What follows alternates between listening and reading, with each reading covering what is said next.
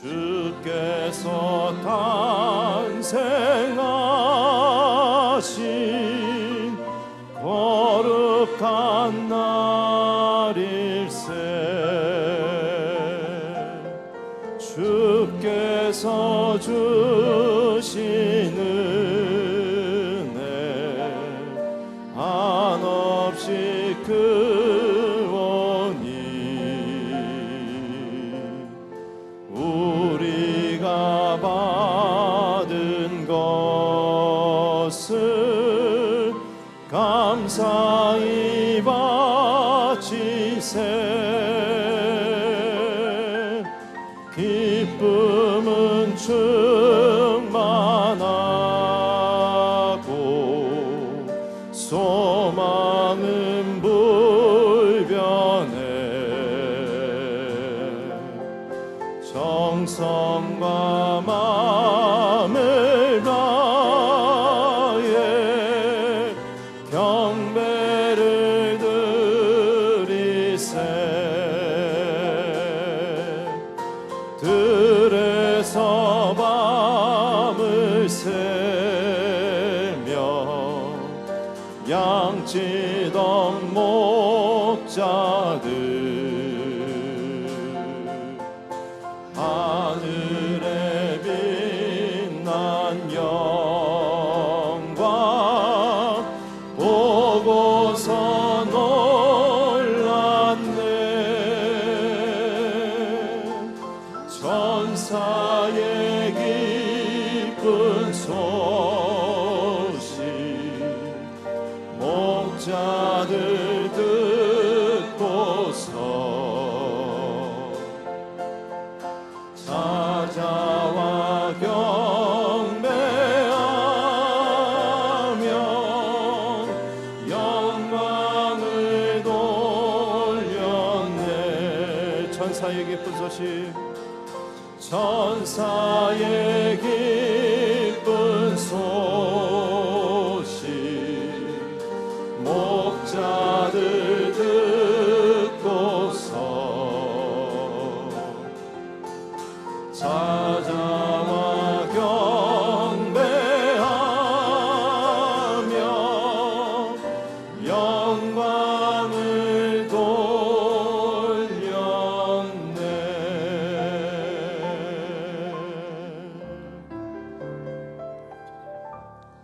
날 구원하신 주 감사 모든 것 주신 감사 지난 추억이 내 감사 주 내 곁에 계시네. 향기로운 봄철의 감사 외로운 가을 날 감사 사라진 눈물도 감사 나의 영혼 평안에 응답하신 기도 감사 거절하신 것 감사 헤쳐나온 풍랑 감사 모든 것 채우시네. 아픔과 기쁨도 감사 절망 중 위로 감사 측량 못할 은혜 감사 크신 사랑 감사해. 길가에 장미꽃 감사 장미가 시도 감사 따스한 사랑의 가정 희망 주신 것 감사 기쁨과 슬픔도 감사 하늘 평안을 감사 내일의 희망도 감사 영원토록 날 구원하신 주 감사 모든 것 주신 감사 지난 추억이 내 감사 주 내 곁에 계시네 향기로 봄철의 감사 외로운 가을 날 감사 사라진 눈물도 감사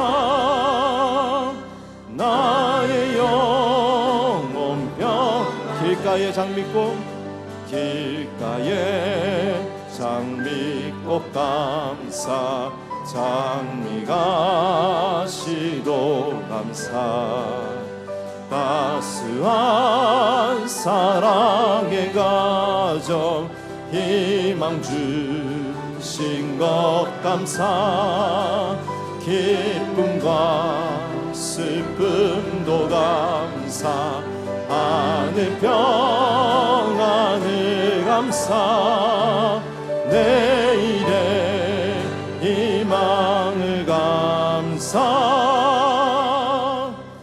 영원토록 감사해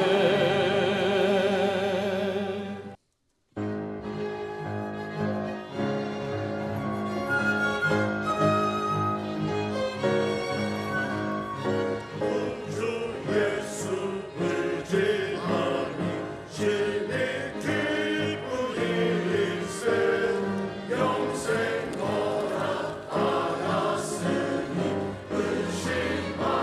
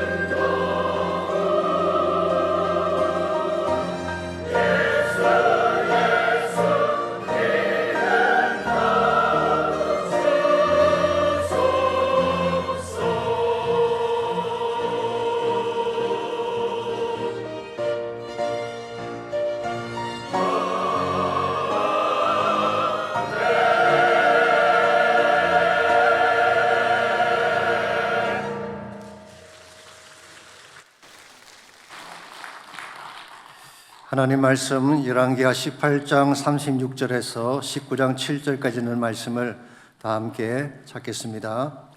18장 36절에서 19장 7절입니다. 그러나 백성이 잠잠하고 한마디도 그에게 대답하지 아니하니 이는 왕이 명령하여 대답하지 말라 하였습니다. 이에 빌기하여 들었어 왕궁 내의 책임자인 엘리야김과 서기관 셈나와 아삽의 아들 사간 요아가 옷을 찢고 히스기야에게 나아가서 랍사게의 말을 전하니라. 히스기야 왕이 듣고 그 옷을 찢고 굵은 배를 두르고 여호와의 전에 들어가서 왕궁의 책임자인 엘리야김과 서기관 셈나와 제사장 중 장로들에게 굵은 배를 둘러서 아모스의 아들 선지자 이사야에게로 보내매 그들이 이사야에게 이르되 히스기야의 말씀이 오늘은 환난과 징벌과 모욕의 날이라 아이를 낳을 때가 되었으나 해산할 힘이 없도다. 랍사게가 그의 주 아스루 왕의 보냄을 받고 와서 살아계신 하나님을 비방하였으니 당신의 하나님 여호와께서 혹시 그의 말을 들으셨을지라. 당신의 하나님 여호와께서 그 들으신 말 때문에 꾸짖으실 듯하나니 당신은 이 남아있는 자들을 위하여 기도하소서 하더이다 하니라. 이와 같이 히스기야 왕의 신복이 이사야에게 나아가니 이사야가 그들에게 이르되 너희는 너희 주에게 이렇게 말하라. 여호와의 말씀이 너는 아수르 왕의 신복에게 들은 바 나를 모욕하는 말 때문에 두려워하지 말라. 7절 다 같이 읽겠습니다. 내가 한 영을 그의 속에 두어 그로 소문을 듣고 그의 본국으로 돌아가게 하고 또 그의 본국에서 그에게 칼에 죽게 하리라 하셨느니라 하더라. 아멘. 몇 년 전 코로나 팬데믹이 온 세계를 덮었을 때 한국 신문에 가장 많이 등장했던 단어가 대책이란 단어였다고 합니다. 방역 대책, 경제 대책, 사회적 대책, 팬데믹 위기를 넘어서기 위한 수많은 대처 방안들이 논의가 됐습니다. 연일 신문에는 대책이 잘못되었다, 초기 대처가 문제였다, 앞으로 근원적인 대책이 필요하다 등등의 다양한 기사들이 실렸습니다. 그래서 정부가 직접 나서서 대책을 강구했지만 대책에 대한 논란은 가라앉지 않았습니다. 심지어 대책을 위한 대책위원회가 구성되었다고 하는 우스갯소리도 있습니다만은 갑작스럽게 닥친 위기를 풀어낸다고 하는 것은 결코 쉬운 과제가 아니었습니다. 대책이라고 하는 것은 어떤 문제가 생겼을 때 그것을 대처할 계획이나 수단을 말하는 것입니다. 영어로 measure라고 표현하기도 하고 counter measure, 대응 조치라고 부르기도 합니다만은 대책에 필요한 것은 팬데믹 같은 사회적 이슈에만 해당되는 것이 아닙니다. 우리 인생길에도 대책이 필요합니다.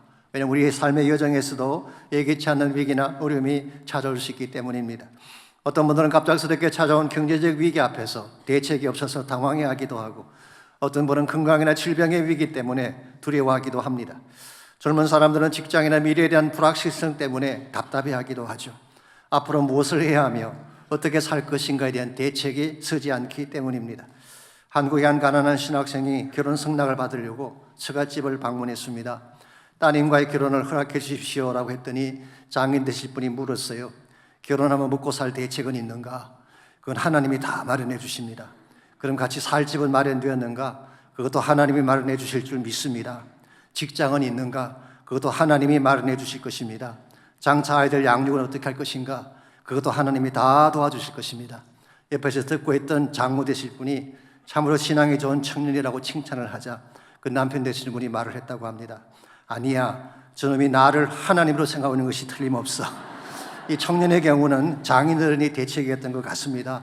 더 정확히 말하면 대책 없는 그런 청년이었죠. 오늘 우리의 삶에는 어떤 대책이 있는지요? 우리 인생길에도 예기치 않은 많은 사건들이 찾아오는데 아무런 대책 없이 살아간다고 하는 것은 무모한 것입니다. 그러나 우리 힘만으로 갑자기 찾아오는 인생의 위기를 다 대처해낼 수 있을까요? 그건 불가능합니다. 앞서 말씀을 드린 것처럼 눈에 보이지 않는 작은 코로나 한 개도 대처하지 못한 우리가 어떻게 인생의 모든 문제를 감당해낼 수가 있겠습니까? 그러므로 우리의 능력을 넘어선 초월적인 차원의 대책이 필요한데 성경은 그 대책을 하나님이라고 소개하고 있습니다. 하나님 우리 인생의 모든 문제, 생과 사에 대한 문제, 현재와 미래, 축복과 저주에 대한 모든 문제를 다루시는 궁극적인 분이시기 때문에 하나님만이 대책이 되는 것입니다. 하나님은 여러분과 저의 모든 것을 아시고 우리에게 필요 적절한 조치가 무엇인지를 정확하게 아시고 이것을 이루어 주시는 능력자이시기 때문에 하나님을 대책 삼을 때에 우리 인생이 바르게 되는 것입니다.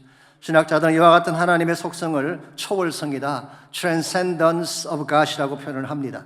이 하나님의 초월성에는 세 가지 속성이 있죠. 첫째가 전지성입니다. omniscience라고 하는, 모든 걸 다 아시는 all knowing God, 모르는 것이 없는 하나님. 두 번째가 전능성이죠. omnipotence, 능력을 초월해서 모든 것을 가능하게 하시는 all powerful God. 그러므로 하나님께는 능치 못할 일이 없습니다. 세 번째로 무소부재, omnipresence라고 합니다. 장소를 초월해서 계시는 all present God. 이 하나님이 우리 인생의 진정한 대책이 되는 것입니다. 우리가 무슨 일을 당할지라도, 어디에서 어떤 일을 당할지라도 하나님은 우리의 모든 사정을 아시고 omniscient죠. 우리가 어디에 있든지 omnipresent, 달려오셔서 전능하신 능력의 손으로 omnipotent, 하나님의 전능하신 능력의 손으로 우리를 건져내 주시는 것입니다. 그러므로 우리 인생의 문제가 찾아왔을 때에 인간적인 방법이나 세상적인 방법을 동원할 것이 아니라 하나님을 나의 대책으로 삼고 믿음으로 나아가게 되면 하나님이 감당할 수 있도록 은혜를 베풀어 주시는 것입니다. 여러분 인생에도 분명히 여러분의 능력으로 감당할 수 없는 문제가 있을 것입니다. 그때에 하나님을 대책으로 삼고 믿음의 방법으로 대처하면 어떤 문제든지 감당할 수가 있는 것입니다. 오늘 같이 봉독한 본문에 보시면 민족적인 위기 앞에서 히스기야가 보여주었던 믿음의 대책에 대한 말씀이 오늘 본문에 자세하게 기록이 되어 있습니다. 먼저 오늘 본문의 앞쪽인 18장 13절에서 35절까지를 보시면 그 당시 히스기야와 유다가 겪었던 위기 상황이 자세하게 소개가 되어 있습니다. 5겹의 위기, fivefold crisis, 5개 차원의 위기가 그들 앞에 있었습니다. 첫 번째가 성읍의 함락이죠. 13절 말씀에 하면은 히스기야 왕 14년에, 즉 주전 701년입니다. 아스루 왕 사네립이 직접 군사를 이끌고 쳐들어와서 유다의 모든 견고한 성읍들을 점령했다고 했습니다. 지난주 설교 때 히스기야가 정규직을 하면서 아수르를 배척했다고 말씀드렸는데 그것에 대한 보복이죠. 성경에는 기록되어 있지 않습니다만은 아수르 땅에서 발견된 산헤립의 비문에 의하면은 이때 취했던 성읍이 46개였다고 합니다. 그러므로 예루살렘 성을 제외하고 모든 성읍이 점령을 당한 것입니다. 이것이 제1차 침공입니다. 두 번째로 예루살렘 침공입니다. 산헤립은 46개 성읍을 얻는데 만족하지 않고 18만 5천 대군을 보내서 예루살렘을 치게 했습니다. 이것이 2차 침공이고 주전 699년에 일어난 사실입니다. 그때 그는 자신의 신복인 랍사게를 보내서 히스기야를 협박하고 백성의 마음을 흔들고 있었습니다. 세 번째로 하나님의 이름을 모독했습니다. 25절입니다. 내가 어찌 여호와의 뜻이 아니고 이제 이곳을 멸하러 올라왔겠느냐. 여호와께서 전에 내게 이르시기를 이 땅으로 올라와서 쳐서 멸하라 하셨느니라 하는지라. 랍사게가 하는 말이죠. 하나님이 뜻을 가지고 나를 보내셨다. 이것은 하나님의 뜻이니까 순복하라 그런 말입니다만은 실제로는 하나님이 그렇게 하셨을 리가 없죠. 영적인 모독이고 blasphemy, 신성 모독이라고 할 수가 있습니다. 그때 히스기야의 신복들이 간청을 하죠. 제발 성안의 백성들에게는 아람말로 하시고 유다말로 하지 마십시오. 아람어라고 하는 것은 그 당시 근동지방 에르메이, 근동지방 사람들이 사용하던 공용어죠. 유다말이라고 하는 것은 히브리 말을 말하는 것입니다. 할 수만 있다면은 백성들이 이 말을 알아듣지 못하도록 제발 아람어로 하시고 히브리 말로 하지 말라고 간청을 했지만 28절 말씀 보시면은 랍사게가 유다말로 크게 소리를 질러 외쳤다고 했습니다. 백성을 흔들고 프로보크하기 위한 방법이었습니다. 네 번째로 히스기야의 리더십에 흠집을 냈습니다. 29절 30절입니다. 아수르 왕의 말씀이죠. 왕이 아수르 왕입니다. 너희는 히스기야에게 속지 말라. 그가 너희를 내 손에서 건져내지 못하리라. 또한 히스기야가 너희에게 여호와를 의뢰함을 듣지 말라. 그가 이르기를 여호와께서 반드시 우리를 건지실지라 이 성읍이 아수르 왕의 손에 함락되지 아니하게 하시리라 할지라도 don't believe him. 믿지 말라는 것입니다. 히스기야에게 속지 말고 그의 말을 듣지 말고 그를 믿지 마라. 이건 일종의 선동이죠. 백성의 마음을 분열시키고 자신의 반란을 유도하기 위한 사악한 선동이었습니다. 악한 자들은 주로 이렇게 일을 합니다. 선동을 하고 분란을 일으키고 분열을 시키는 것. 여기에 속으면 안 되는 것입니다. 마지막 5번째 위기가 유다 민족을 말살할 계획을 그는 세웠습니다. 31절과 32절입니다. 너희는 히스기야 왕의 말을 듣지 말라. 아수르 왕의 말씀이 너희는 내게 항복하고 내게로 나오라. 그리하고 너희는 각각 그의 포도와 무화과를 먹고 또한 각각 자기 우물의 물을 마시라. 내가 장차 와서 너희를 한 지방으로 옮기니 그곳은 너희 본토와 같은 지방 곧 곡식과 포도주가 있는 지방이요 뜻과 포도원이 있는 지방이요 기름 나는 감람과 꿀이 있는 지방이라. 너희가 살고 죽지 아니하리라. 달콤한 유혹이 아닐 수가 없습니다. 한국만 하면 잘 먹고 잘 살게 해주겠다는 거예요. 곡식과 포도주와 떡과 꿀이 흐르는 땅에 와서, 지상 낙원에 와서 마음껏 누리라는 그런 유혹이었어요. 굉장히 매력적이고 끌리는 유혹처럼 보이지만 여기에 굉장히 중요한 함정이 있습니다. 32절을 자세히 보십시오. 너희를 한 지방으로 옮기리니 그랬어요. 이게 무슨 의미일까요? 이것은 바로 유다 민족의 정체성을 없애버리기 위한 민족 말살 정책을 말하는 것입니다. 지난번 북왕국 이스라엘을 멸망시킬 때에 혼혈 정책을 썼던 것처럼 유다 민족을 그 땅으로 데리고 가서 유다 민족 자체를 없애고자 하는 이와 같은 협박이 오늘 본문에 기록된 내용인 것입니다. 그러므로 이와 같은 협박은 대단히 중요한 협박이고 실제로 눈앞에 닥친 명백한 위험이라고 할 수가 있습니다. 영어 표현 중에 clear and present danger라고 하는 표현이 있습니다. 이것은 사실 영화 제목이기도 합니다만 해리슨 포드가 주연했던 영화 중에 Clear and Present Danger라고 하는 영화가 있었어요. 이건 뭐냐고 하면 미국 대통령이 비상사태를 선포할 수 있는 상황을 그렇게 표현하는 것입니다. 실제 오늘 본문에 등장한 산헤립의 공격이 이와 같은 차원입니다. 그런 지금 명백한 협박을 가지고 분명한 위험을 가지고 18만 5천의 대군을 예루살렘에 보내 예루살렘을 함락하려고 시도한 것입니다. 이와 같은 위기 앞에서 히스기야가 할 수 있는 대책이 무엇일까요? 인간적으로는 nothing, 아무것도 없었어요. 아무리 머리를 짜내어도 아무리 군사를 모아도 이와 같은 위협을 대처할 대책은 없었습니다. 그래서 히스기야가 택한 내용이 뭔가요? 19장 1절입니다. 보게 되면 히스기야는 이 말을 듣고 옷을 찢고 굵은 배를 두르고 어디로 갔어요? 여호와의 전에 들어갔다고 했습니다. 하나님께 나아간 것입니다. 이 시간 인간적인 대책을 세우기보다 사람들을 모아서 군사를 점검하고 비례를 구성하는 일을 하는 대신에 하나님께로 나간 것입니다. 왜냐하면 하나님만이 유일한 대책이라는 사실을 알았기 때문입니다. 여러분, 평소에는 그 사람의 신앙이 잘 나타나지가 않습니다. 다 겉으로는 하나님을 믿는 것처럼 말하고 행동하기 때문에 겉으로는 알 수가 없습니다. 그런데요, 위기를 주어보면 그 사람이 진짜 무엇을 믿는지를 확인할 수가 있습니다. 이런 의미에서 위기라고 하는 것은 우리 신앙의 실체를 보여주는 리트머스 페이퍼와 같은 것이라고 할 수 있어. 산성인지 알칼리성인지가 금방 드러나는 것입니다. 근데 아브라함의 신앙이 언제 드러났나요? 그가 모리아산에 독자 이삭을 바칠 때 아브라함의 신앙이 드러났어요. 아신 대로 백세 얻은 아들 아닙니까? 하나밖에 없는 아들인데 하나님이 바치라고 했어요. 아무리 하나님의 명령이라고 할지라도 이거 바치는 것이 쉬운 거 아닙니다. 그런데도 불구하고 아브라함은 사흘 길을 걸어가서 이 아들 이삭을 바치려고 했죠. 그때 하나님이 뭐라고 하셨나요? 이제야 너가 나를 경외하는 줄을 알겠노라. 이제야 너의 믿음이 프루븐되었다, 그런 말이에요. 그리고 나서 하나님께서 하늘의 별과 같은 많은 자손에 대한 약속을 확정시켜 주시고 아브라함을 통해 큰 민족을 형성하게 하신 것입니다. 다윗의 신앙이 언제 드러났는지 아십니까? 골리앗 앞에 섰을 때예요. 그가 돌멩이 5개를 들고 그 거인 앞에 섰을 때 그가 의지할 대상은 하나님 한 분밖에 없었죠. 그때 만군의 여호와를 의지하는 다윗의 신앙이 드러난 것입니다. 다니엘의 신앙이 언제 드러났는지 아시죠? 사자굴에 던져졌을 때, 사자굴 안에 던져졌음에도 불구하고 하나님이 막으신다는 믿음이 있었기 때문에 그는 흔들리지 않았던 것입니다. 오늘 본문의 경우 히스기야의 경우는 산헤립의 공격 앞에 섰을 때에 그 신앙의 진수가 드러난 것입니다. 하나님밖에 믿을 분이 없다, 하나님만이 대책이다, 이 사실을 선포하고 결과적으로 하나님을 통해 승리를 이루게 된 것입니다. 여러분과 저의 삶도 동일합니다. 위기 앞에 섰을 때에 우리가 진정 누구를 믿는지가 드러나는 것입니다. 정말 하나님을 신뢰하고 하나님이 내 인생의 대책인 것을 안다면 세상적인 방법이나 인간적인 대책을 포기해야 되는 것입니다. 하나님 한 분에게 집중하고 그분에게 모든 것을 맡길 때에 하나님이 하나님의 방법으로 우리를 이기게 하시고 위기를 넘어서게 하시는 것입니다. 오늘 여러분의 인생 가운데도 여러 가지 많은 위기의 상황이 있는 줄 압니다. 그러나 어떤 위기의 순간이 닥쳐올지라도 하나님을 신뢰하고 믿음으로 대처하면 반드시 승리할 수가 있습니다. 우리가 위기 앞에서 굴복하지 아니하고 믿음으로 위기를 대처하려면 과연 무엇이 필요할까요? 오늘 본문에 소개된 히스기야 왕의 케이스를 통해서 믿음으로 위기를 대처하는 3가지 방법을 함께 정리하려고 합니다. 첫 번째로 믿음으로 위기를 대처하려면 침묵의 힘이 필요합니다. 위기 앞에 잠잠히 있는 것입니다. 침묵하면 말하지 않는 것, 이것이 위기를 대처하는 첫 번째 방법입니다. 18장 36절을 보십시오.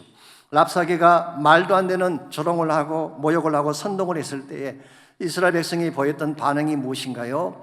그러나 백성이 잠잠하고 한마디도 그에게 대답하지 아니하니 이는 왕이 명령하여 대답하지 말라 하였습니다. The people remained silent. 그리고 한마디도 said nothing in reply. 한마디도 대답하지 않았대. 물론 이와 같이 백성들이 행한 이유는 히스기야가 그렇게 하라고 명령했기 때문이기도 하지만 그들이 침묵한 데는 몇 가지 이유가 있습니다. 첫 번째로 대답할 가치가 없기 때문입니다. 더러운 소리에 대해서 반응을 하면 우리도 똑같은 사람이 되는 거예요. 그러므로 말도 안 되는 악담을 할 때에 침묵하는 것이 바른 선택입니다.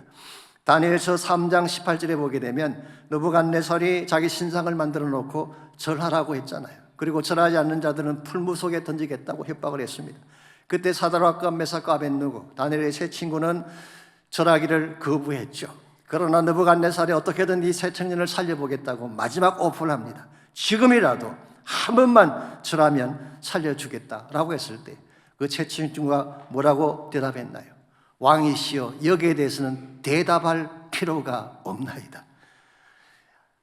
우상에게 절하라고 하는데 무슨 대답할 가치가 있겠어요? 이것은 대답할 가치가 없는 것입니다. 침묵하는 것이 오히려 바른 자세이죠. 두 번째로 입을 열게 되면 그때부터 대화가 시작되기 때문에 어떻게든 대화를 시작하면 대화에 말려 들어가게 되어 있습니다. 악한 사람과 대화를 할 때 대화를 여는 것 자체가 시험에 빠지는 것입니다.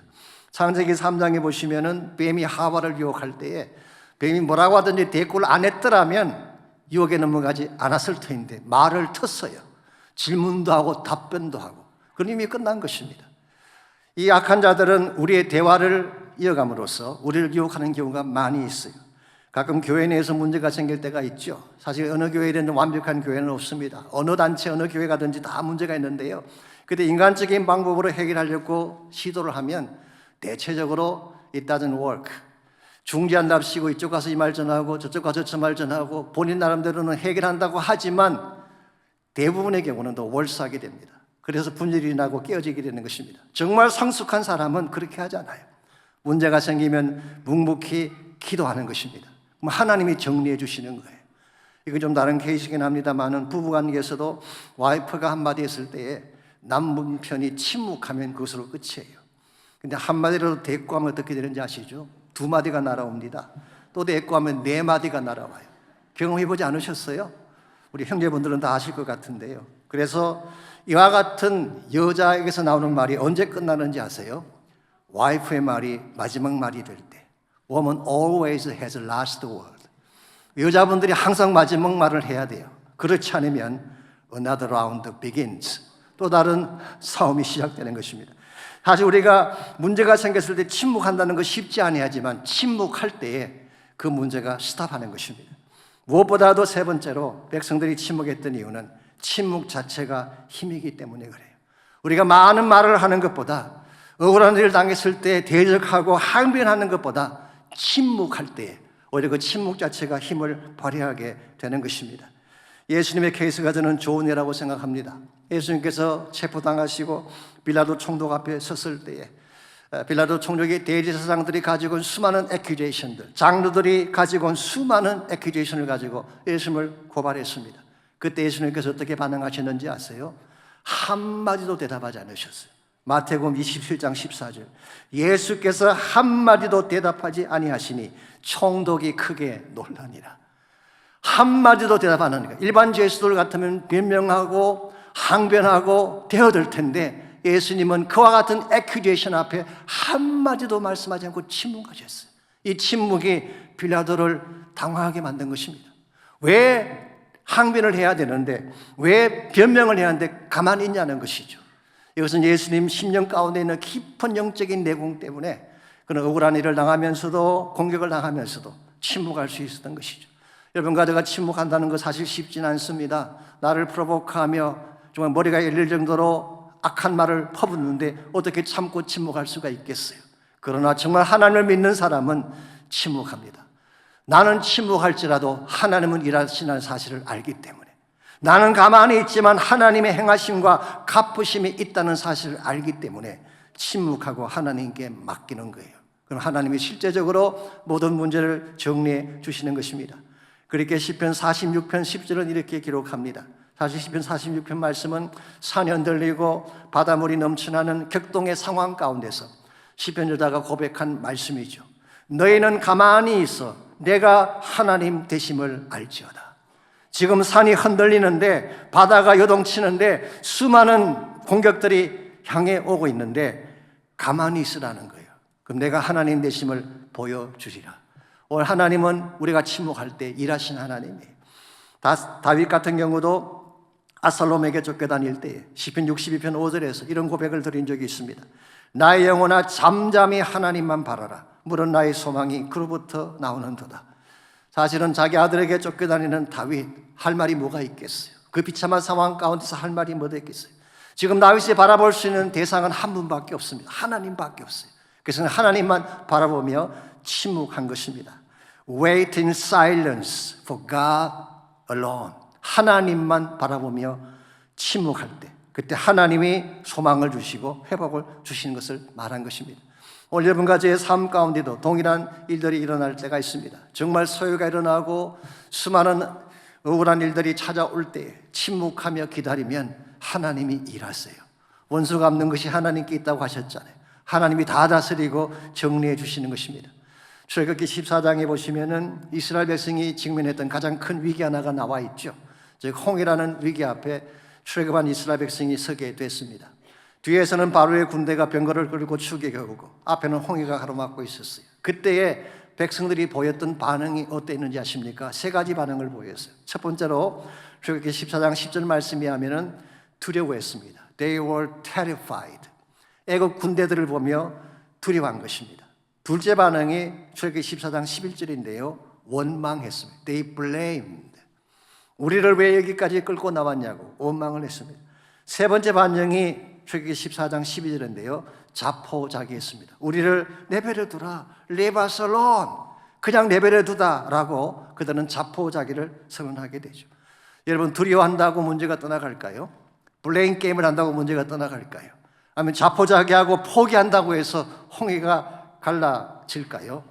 전혀 워크하지 않습니다. 그래서 모세가 제안한 반응은 이것입니다. 이제 출애굽기 14장 13절입니다. 모세가 백성에게 이르되 너희는 두려워하지 말고 가만히 서서 여호와께서 오늘 너희를 위하여 행하시는 구원을 보라. 너희가 오늘 보내고 사람을 영원히 다시 보지 아니하리라. Stand still and see what the Lord will do to save you today. 오늘 주님께서 너희를 위해 너희를 구원하기 위해 행할 일을 가만히 서서 보라고 했습니다. 그들은 아무것도 하지 않았지만 하나님이 모세의 기도를 들으시고 홍해를 갈라주시고 뒤쫓아오던 적군들을 수장시키는 놀라운 일을 행하지 않았습니까? 여러분 기억하십시오. 우리에게 문제가 생겼을 때 내가 나서서 문제를 처리하려고 하면 더 어려움을 겪게 됩니다. 하나님이 행하시게 해야 돼요. 침묵하며 하나님께 맡기는 것입니다. 조용히 기도하며 하나님께 맡기게 되면 하나님이 해결해 주시는 거예요.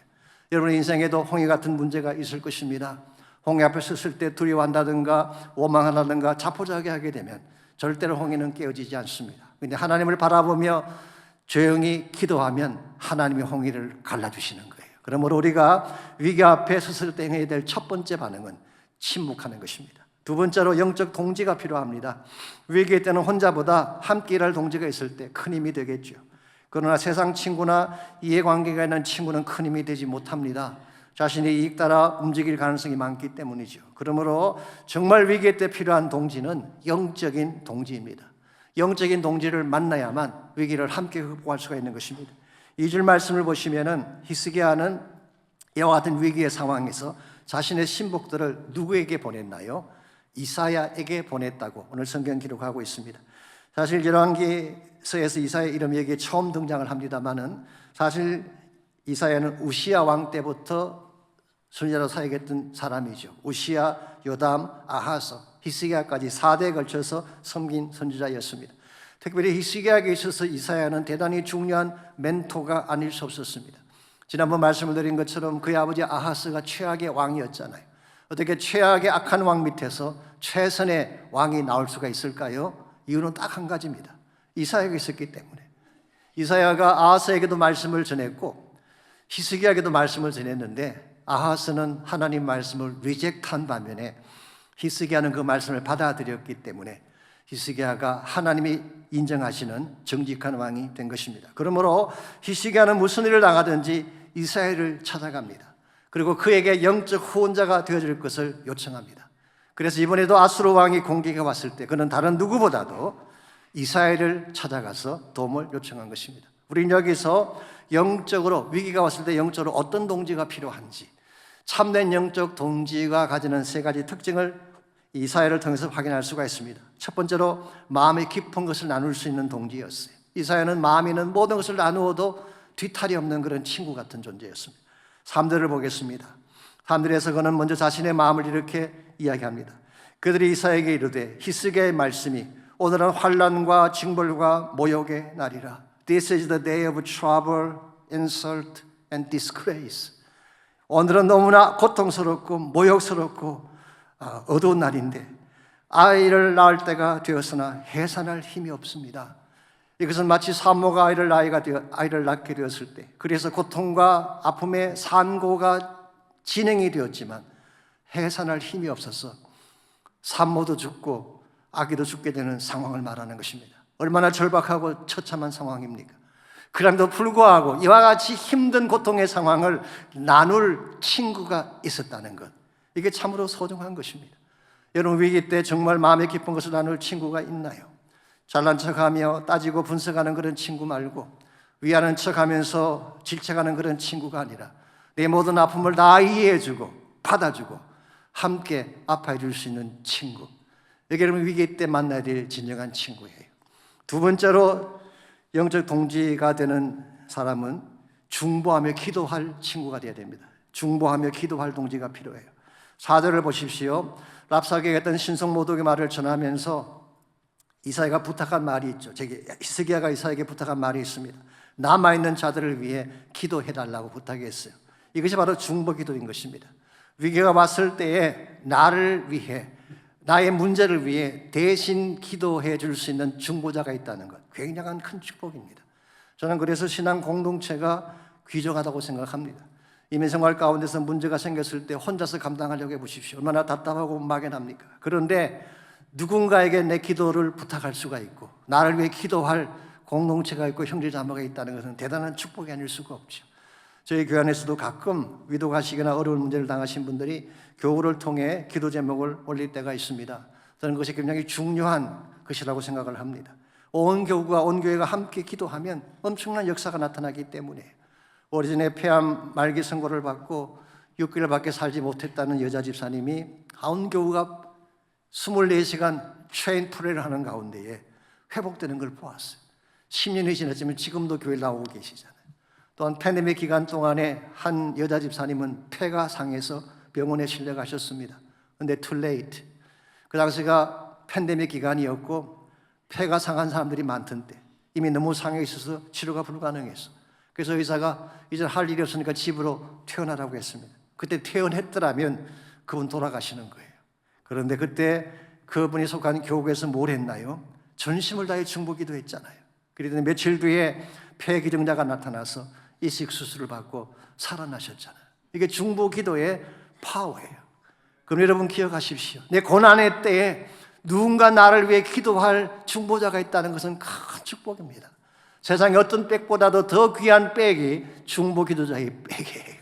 그러므로 우리가 정말 환난의 때 필요한 친구는 내 마음을 알아주는 친구일 뿐만 아니라 나를 위해 기도해 줄 수 있는 친구예요. 세 번째로 참된 영적 동지의 특징은 하나님 말씀을 가지는 자라는 것입니다. 하나님 말씀을 가진 자라야지 위기 때 나를 도와줄 수가 있습니다.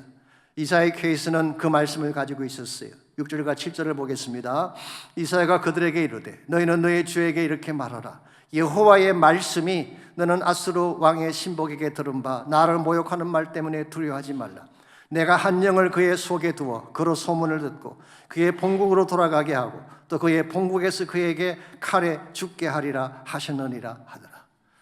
이 히스기야의 신복들이 이사야를 찾아갔을 때 이사야가 준 것이 무엇입니까? 여호와의 말씀을 주었어요. 두려워하지 말아라. 내가 알아서 산을 처리할 테니까 너는 두려워하지 말아라. 이 말씀이 히스기야를 낙심 가운데서 일어서게 한 거예요. 포기할 뻔했던 히스기야가 이 하나님 말씀을 듣고 용기를 얻어서 다시 일어서고 결국은 말씀하신 대로 승리를 거두지 않았습니까? 여러분과 저에게 이런 친구가 필요합니다. 그냥 웃고 즐기다 헤어지는 그런 친구 말고, 이해관계에 따라서 좋을 땐 따라오고 수를 떠나가는 그런 친구 말고, 나의 모든 아픔을 나눌 수 있는 친구, 날 위해 중보할 수 있는 친구, 그리고 무엇보다 약속의 말씀으로 다운된 나를 세워줄 수 있는 친구, 이게 진짜 친구입니다. 이 친구가 있어야지 위기 때 포기하지 않고 일어설 수가 있는 것입니다. 여러분에게 이런 친구가 있는지요? 혹시 없다면 제가 한 분을 소개해드려도 신뢰가 안 될까요? 그 친구가 바로 예수 그리스도십니다. 그분은 우리의 모든 아픔과 고통을 아시는 분이에요. 내가 어떤 약점을 보여주어도 뒤탈이 없는 분이 바로 예수 그리스도입니다. 둘째로 그분은 지금도 여러분과 저를 위해 중보기도 하시는 분. 인간 기도자는 기도를 멈출 수가 있고 쉴 수가 있지만 예수님은 밤낮 쉬지 않고 하나님의 보좌 우편에서 우리를 위해 중보하며 기도하고 계십니다. 세 번째로 예수님은 말씀하시는 하나님이시잖아요. 담대하라, 두려워하지 말라, 내가 세상을 이겼노라, 내가 너를 사랑한다 말씀하시며 우리를 일으켜주시는 예수님. 이런 친구가 있을 때에 어떤 고난이 찾아와도 정리할 수가 있는 것입니다. 사실 성탄 사건은 하나님이신 그분이, 우리의 주권자이신 그분이 우리 친구가 되기 위해 이 땅에 오신 사건을 말하는 것입니다. 예수님은 우리와 함께 거주하시며 우리의 모든 약점을 다 이해하시며 우리를 하나님 앞으로 인도해 주시는 중보자가 되셔서 우리 인생을 가장 값지게 아름답게 만들어 주시는 것입니다. 이런 친구가 있어야 돼요. 미국의 대통령 중에 아이젠하워라는 유명한 대통령이 계셨죠. 노르만디 상륙작전으로 2차 대전을 승리로 이끌고 나중에 미국의 대통령이 되어서 전 세계를 움직였던 그런 인물이잖아요. 그런데요, 이분이 퇴직하고 연로해서 병원에 누워있을 때 그를 찾아오는 사람들이 그렇게 많지 않았다고 합니다. 어느 날 빌리 그레이엄 목사님이 아이젠하워를 찾아와서 대화를 하던 중에 이런 질문을 던졌다고 합니다. 당신이 대통령직에서 물러났을 때 달라진 점이 무엇인가? 첫 번째로 골프를 칠 때 사람들이 더 이상 기부를 주지 않는다. 예전에 웬만한 거리에서는 오케이를 다 줬는데 칼같이 하더라는 것입니다. 한국의 어떤 장관 같은 경우는 그린에만 올라가면 오케이 준다고 하기도 하는데요, 관직에 있을 때는 사람들이 기부를 주다가 관직에서 내려오니까 안 주더라는 것이죠. 두 번째 달라진 점은 좋아하는 찬송이 달라졌대요. 그 찬송이 뭐냐고 물었더니 아이젠하워는 주저하지 않고 그 자리에서 그 찬송을 불렀습니다. What a friend we have in Jesus. 죄짐 맡은 우리 구주, 어찌 좋은 친구인지. 관직에서 내려왔더니 예수님 말고는 진정한 친구가 없다고 하는 그런 고백이었습니다. 여러분, 이것이 아이젠하워에만 해당될까요? 우리 모두에게도 해당됩니다. 세상 친구 영원하지 않습니다. 때가 되면 떠나든지 나에게 등을 돌릴 수도 있는 것입니다. 그러나 예수님은 그렇지 않아요. 어떤 경우에도 내 편이 되시고 내가 잘났을 때이건 몰났을 때이건 항상 나를 도와주시고 나를 이끌어 주시는 나의 진정한 영원한 친구가 예수 그리스도입니다.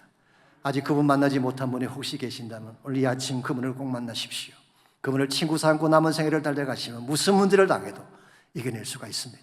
이와 같이 위기가 왔을 때에 위기를 바르게 대처하려면 첫 번째로 침묵하는 것을 배워야 되고, 내가 나서는 것이 아니라 묵묵히 하나님을 바라보는 것입니다. 두 번째로 진정한 영적인 동지를 만나야만 어려운 시기를 잘 이겨낼 수가 있습니다. 마지막 세 번째로 필요한 것이 성전 기도입니다. 여러분, 모든 위기에 대한 해답은 성전 안에 있습니다. 거기에는 하나님이 계시고 하나님의 보좌가 있기 때문에 성전에 나가서 기도하게 되면 문제가 해결되게 되는 것입니다. 히스기야는 백성들에게 침묵을 부탁한 후에 어디로 갔다고 했나요? 성전으로 갔다고 했죠. 그럼 성전에 들어가서 히스기야가 무엇을 했을까요? 14절과 15절을 보면 그가 했던 내용이 나와 있습니다. 히스기야가 사자의 손에서 편지를 받아보고, 여기서 말하는 사자는 사네립이 보낸 사자입니다. 아마도 사네립이 협박성 편지를 적어서 히스기야에게 보낸 것 같습니다. 여호와의 성전에 올라가서 히스기야가 그 편지를 여호와 앞에 펴놓고 그 앞에서 기도하여 이르되 그랬어요. 여러분, 사네립이 보냈던 그 편지 속에는 엄청난 모욕과 협박과 조롱과 두려움의 글들이 적혀 있었을 것입니다. 사악한 내용을 담고 있는 편지, 이거 받으면 누구나 낙심하게 되어 있습니다. 요즘은 가끔 악성 댓글을 다는 케이스가 있잖아요.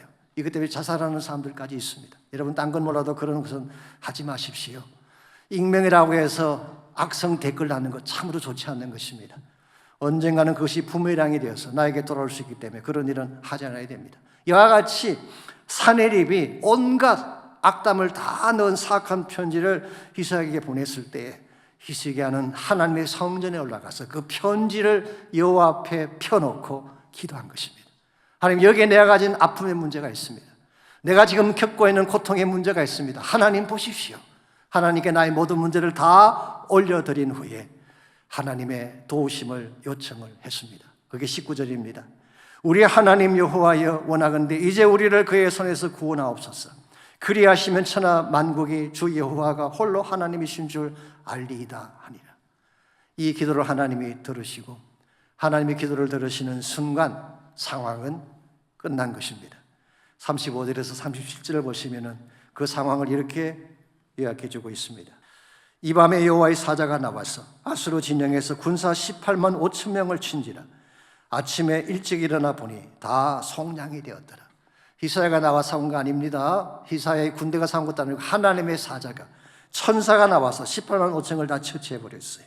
36절, 아수르 왕 사네립이 떠나 돌아가서 니느웨에 거주하더니 그가 그의 신 니스록의 신전에서 경배할 때에 아드람멜렉과 사레셀이 그를 칼로 쳐 죽이고, 이 두 사람은 사네립의 아들입니다. 아들의 손에 처치를 당하고, 그리고 막내 아들인 에살핫돈이 대신 왕이 되었다고 오늘 성경은 기록하고 있습니다. 우리가 기도하면 하나님이 직접 일하십니다. 하나님이 일하시면 모든 상황은 끝나는 것입니다. 이런 면에서 우리가 가져야 될 중요한 능력의 원천이 성전이에요. 무슨 일을 나가든지 하나님의 성전에 나가서 기도하게 되면, 보좌를 붙잡고 기도하게 되면 하나님이 처리해 주시고 하나님의 최선의 응답으로 우리를 채워주시는 것입니다. 여러분의 인생 가운데도 분명히 여러 가지 차원의 위기가 있는 줄 압니다. 위기에 대한 대책은 하나밖에 없습니다. 하나님만이 대책이에요. 인간적인 수단, 사람들의 말을 듣기보다는 하나님에게 집중하시고 하나님의 음성을 들으시기를 바랍니다. 그리고 내가 나서도 직접 일하는 것이 아니라 기도하면 하나님이 일해 주시고 하나님 우리를 건져내어 주시는 것입니다. 무엇보다 우리의 참된 친구이신 예수님 꼭 만나셔서 그분 앞에 나가 여러분의 고통과 아픔을 아뢰면 그분이 여러분의 편을 들어주시고 여러분을 반드시 일으켜 세워주십니다. 한국의 찬양사역자 중에 최용덕이라는 분이 계십니다.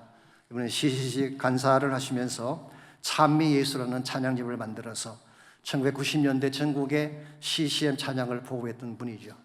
이분이 지었던 찬양 중에 낮엔 해처럼 밤엔 달처럼, 가수 제자 삼으라, 주옥 같은 찬양을 많이 만드신 분입니다. 그런데요, 이분은 이분의 배경을 보면 절대로 찬양을 할 수 있는 배경이 아니었어요. 너무나 어둡고 처참한 환경에서 성장했기 때문입니다. 첫 번째로 그는 미혼모의 아들로 태어났습니다. 자기 어머니가 누군지도 모른 채 어머니가 집을 나가버리셨어요. 그래서 그는 애초부터 거절당한 인생이라고 생각을 하고 살 가치가 없다고 생각을 하고 항상 죽음을 생각했다고 합니다. 두 번째로 너무나 가난한 가운데 성장했어요. 라면이라도 실컷 먹으면 좋겠다는 것이 그의 소원이라고 할 정도로 가난했습니다. 세 번째로 수업 시간에 글을 제대로 읽지 못해서 별명이 찌질이었다고 합니다. 이와 같이 미혼모의 아들로 태어나서 가난한 집에서 성장하면서 글도 제대로 읽지 못하는 학생. 그래서 자기는 한 번도 자기 인생이 가치 있다고 생각해 본 적이 없대요. 그랬는데요, 고등학교 2학년 때 친구를 통해 예수님을 만나게 되면서 모든 것이 바뀌기 시작했습니다. 예수님 만난 후에 그가 처음으로 알게 된 사실이 하나님이 나를 사랑하신다는 사실이었어요. 나는 처음부터 거절당한 인생이 아니라 하나님이 존귀하게 여기고 사랑하는 대상이라는 것을 처음 깨닫게 됐어요. 그리고 예수님이 자기를 위해 죽으실 만큼 존귀한 존재라는 사실을 깨달으면서 그의 인생이 변화되기 시작했습니다. 무엇보다도 그는 어릴 때부터 류마티스 관절염으로 잘 걷지도 못하고 뛰지도 못했는데 예수님 만난 후에 기도원에 올라가서 기도했더니 하나님이 관절염을 치유해 주셨어요. 달리고 뛸 수 있는 힘을 허락해 주셨어요. 그때부터 그는 깨닫게 됩니다. 나의 진정한 힘이 되실 분은 하나님 한 분밖에 없구나. 나를 낳아주신 아버지도 아니고 친척도 아니고 집 나간 어머니가 아니라 오직 한 분, 하늘에 계신 아버지, My Father in Heaven, 이분만이 내가 의지할 대상인 것을 고백하고 그가 지었던 유명한 찬양이 있습니다. 그 찬양이 나의 힘이 되신 여호와여 내가 주를 사랑하나이다. 나의 힘이 되신 여호와여 내가 주님을 사랑합니다. 주는 나의 반석이시며 나의 요새시라. 주는 나를 건지시는 나의 주 나의 하나님 나의 피할 밤이시요 나의 방 되시라. 나의 하나님 나의 하나님 구원의 뿌리시요 나의 산성이라.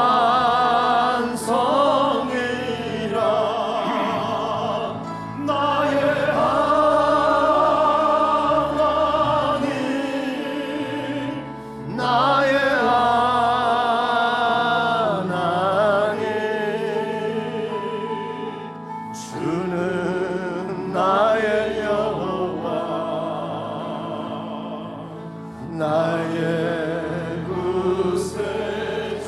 우리 다 일어나서 2절 함께 찬양합니다. 생명이신 여호와여 내가 주님을 찬양합니다. 주는 나의 사랑이시며 나의 의지이시라. 주는 나를 이끄시어 주의 길 인도하시며 나의 생의 목자 되시니 내가 따르리라. 나의 하나님 나의 하나님 생명의 면류관으로 내게 씌우소서.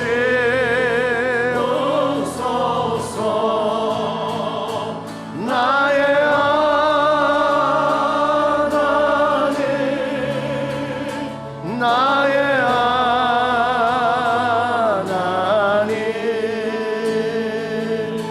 주는 나의 여호와 나의 구세.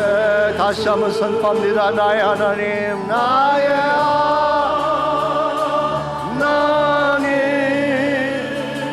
나의 하나님 구원의 뿌리시여 구원의 뿌리시여 나의 산성이라.